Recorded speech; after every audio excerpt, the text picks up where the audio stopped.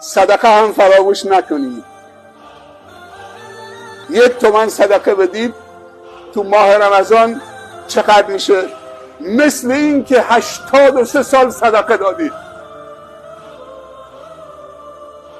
صدقه رو فراموش نکنید برای توسعه جامعه. هر جایی که خودتون میشناسید فطریتون هم فراموش نکنید.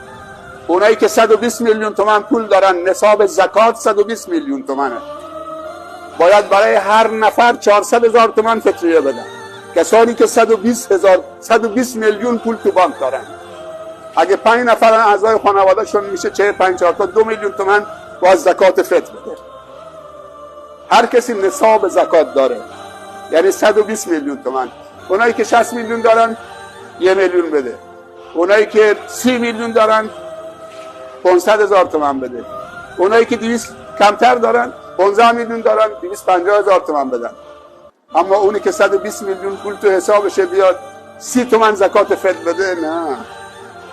هر کسی نصاب زکات داره باید برای هر یک از افراد خانوادهش 400,000 تومان فطریه بده. هر کسی هم نداره هیچ. کسی فقیر است فطریه هم از گردن ساقط، روزش هم بلند میشه به آسمان.